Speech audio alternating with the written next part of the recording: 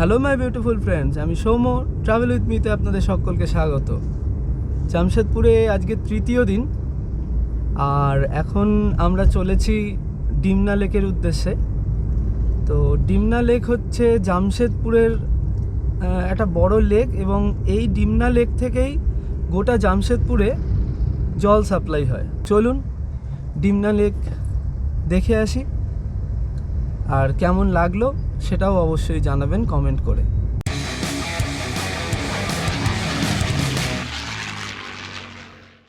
যে ব্রিজটার ওপর দিয়ে যাচ্ছি সেটা হচ্ছে বিরসা মুন্ডা ব্রিজ, আর পাশে সুবর্ণরেখা নদী, সেই নদীকে ক্রস করার জন্য ব্রিজটা তৈরি হয়েছে। আর ওই পারটায় হলো মানগো বাস স্ট্যান্ড, আর এখান থেকে পেরিয়ে সোজা ডান দিকে হচ্ছে ডিমনা লেক, অলমোস্ট 3 কিলোমিটার দূরে। এই যে সিঁড়িটা দিয়ে ডিমনা লেক যাওয়ার জন্য ওপরের দিকে উঠতে হবে, ওই পারটাই হচ্ছে লেক।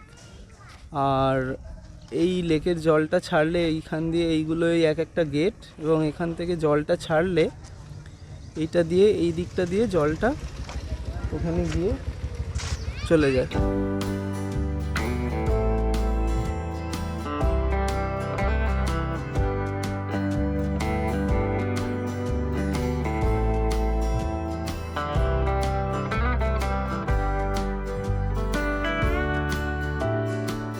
যে জায়গাটার জন্য এত কষ্ট করে এখানে আসা, দেখুন সেই জায়গাটা কীরকম। এই যে এই হচ্ছে সেই জায়গা যেটার জন্য এত কষ্ট করে এত সিঁড়ি ভেঙে আসা। কেমন লাগছে দেখতে একটু জানাবেন। হাঁপিয়ে গেছি, এবং শহরের যে কোলাহলটা এতক্ষণ ছিল সেই কোলাহল থেকে একদমই আলাদা, একদম ফাঁকা শান্ত পরিবেশ, শুধু হাওয়া, পাখির ডাক, আর আমাদের মতো কিছু মানুষের কথা, এইটুকুই শোনা যাচ্ছে, আর কিছু শোনা যাচ্ছে না। প্রচণ্ড শান্ত পরিবেশ, রোদ আছে, গরম আছে, কিন্তু যে হাওয়াটা দিচ্ছে তাতে খুব একটা অসুবিধে হচ্ছে না এখান থেকে হেঁটে যেতে বা ঘুরতে। তো চলুন, প্রত্যেকবার যেটা স্পেশাল থাকে, একটা বিরল শট, সেইটা দেখে নিন, তারপরে আবার বাকি কথা।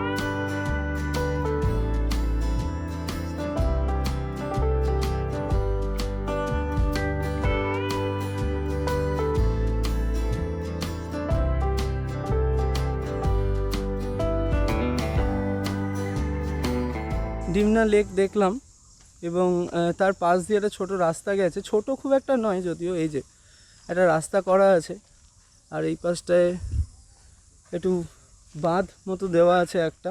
এখানটাও বেশ সুন্দর, চারপাশটা পুরোটাই জঙ্গল, বিভিন্ন রকমের ঝিঁঝির ডাক, পাখির ডাক শোনা যাচ্ছে। তো সামনের দিকে এগিয়ে যাচ্ছি, সামনেও একটা ভিউ পয়েন্ট আছে যেটা দেখার জন্যই এগোচ্ছি, এবং জায়গাটা বেশ শান্ত। লেকের এই পাশটা থেকে ভিউটা আরেকটু অন্যরকম, ওইদিকে রেলিং ছিল, এদিকে রেলিং নেই, ডিরেক্টলি একদম নিচে নামাও যায় এবং স্নানও করা যায় লেকের মধ্যে। তো এই জঙ্গলের রাস্তাটা পেরিয়ে সামনের দিকে এগিয়ে যে রাস্তাটা আপনারা দেখলেন ডিমনা লেক, সেখান থেকে আরও সুন্দর লাগছে দেখতে। এবং এখানে পিকনিক স্পট রয়েছে, পিকনিক হচ্ছে, আমি জানি না, গরমকালেও রান্নাবান্না করছে লোকজন। তো সুন্দর গাছের ছায়া রয়েছে, চাইলে 5 মিনিট বসে একটু আরামও করে নিতে পারেন। ডিমনা লেকের সৌন্দর্যটা সত্যিই খুব সুন্দর, অনেক বড় লেক, এবং আগেও বলেছি যে ডিমনা লেকের এই জল গোটা জামশেদপুরে সাপ্লাই হয়।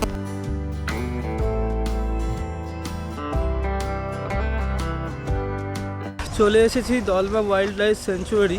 ভেতরে ঢোকার জন্য পার পারসন লাগে 2 টাকা, আর গাড়ির জন্য 80 টাকা, টোটাল 88 টাকা দিয়ে আমরা ঢুকলাম ভেতরে। টিকিট কাটা হয়ে গেছে এবং ঢোকার আগে জাস্ট গেটটা একটু দেখে নিন, এই দিকটা দিয়েই আমাদের যেতে হবে।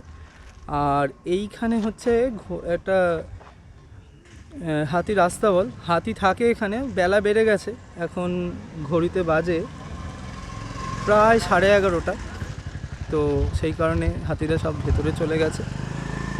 আর চারপাশটা খুব সুন্দর, মাটির মোরাম রাস্তা।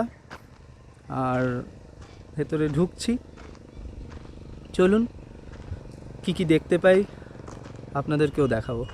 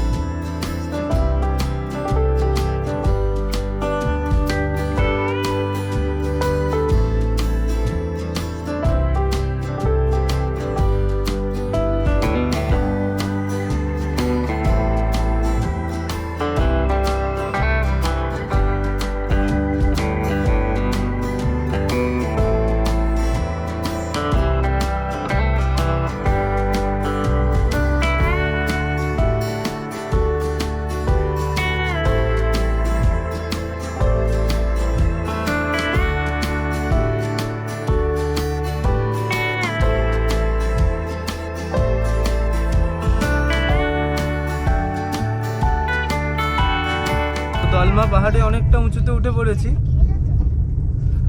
রাস্তা খুবই ভালো, কোথাও কোথাও একটু খারাপ, কিন্তু এখনো পর্যন্ত যথেষ্ট যা দেখেছি রাস্তা খুবই ভালো। মানে গাড়ি যাওয়ার পক্ষে তো খুবই ভালো, খুবই সমান রাস্তা। মানে আমি তো ভেবেছিলাম যে রাস্তা কেমন হবে, তো খুব একটা খারাপ নয়। গাড়ি আপনারা যদি নিজেদের গাড়ি নিয়ে আসেন তাহলেও কোনো অসুবিধা হওয়ার কথা নয়। তো বেশ খানিকটা উঁচুতেই আছি, আর চারপাশে জঙ্গল আর পাহাড়ের এই লাল মাটি, সেটা দেখতে খুবই ভালো লাগছে, খুবই অসাধারণ লাগছে। রাস্তাটাও খুবই ভালো। তো চলুন এইটুকু পথ পার করে নেমে তারপরে দেখাচ্ছি। আমি জানি না কি দেখবো ওখানে গিয়ে, যা দেখবো আপনারাও সেটাই দেখতে পাবেন। দলমার একদম টপে পৌঁছে গেছি, এখন হেঁটে হেঁটে যাচ্ছি শিব মন্দিরে। এই সামনে থেকে রাস্তা আছে শিব মন্দির যাওয়ার জন্য, একটু উঁচুতে উঠতে হবে। এটাই একদম টপ দলমার। তারপর এখান থেকে শিব মন্দিরটা হেঁটে হেঁটেই উঠতে হবে। সিঁড়ি দিয়ে উঠছি ওপরে, আর বেশ কিছুটা সিঁড়ি দিয়ে উঠে, সুন্দর সিঁড়ি করা আছে, স্টেপস করা আছে, এখান থেকে উঠে শিব মন্দিরে ওঠা যাবে।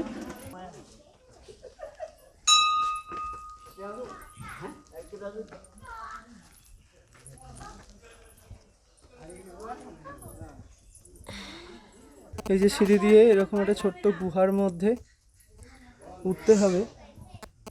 তো চলুন উঠি।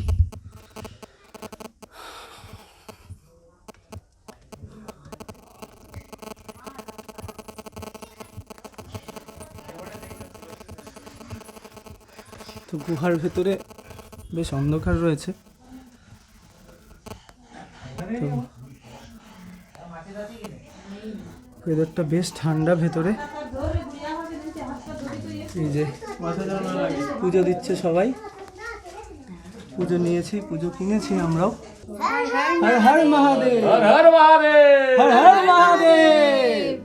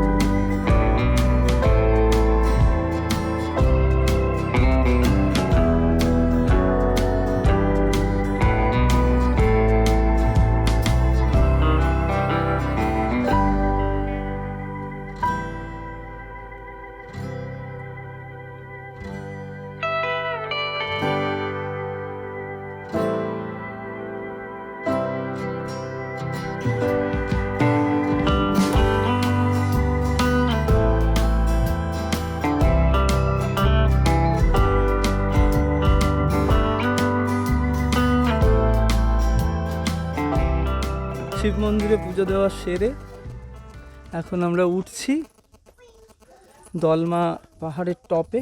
এখান থেকে পুরো জামশেদপুরটা দেখা যায়, তো সেটাই দেখব কেমন লাগে পুরো জায়গাটা। বেশ খানিকটা উঁচুতে, সিঁড়িটা বেশ খাড়াই। এই যে সবাই আসছে, বেশ খানিকটা খাড়াই।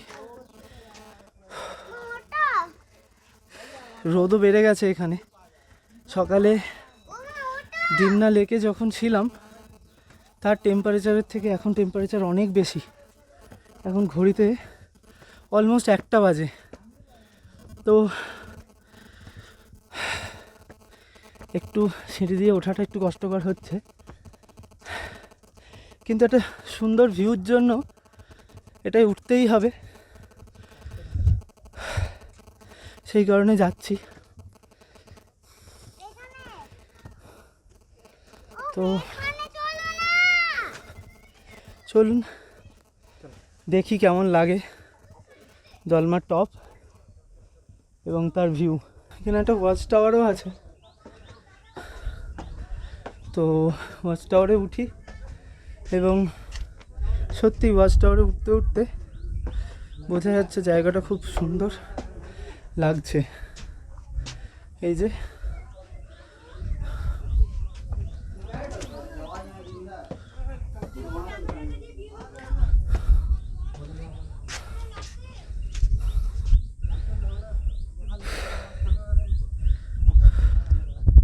পুরো টপটা খুব সুন্দর লাগছে।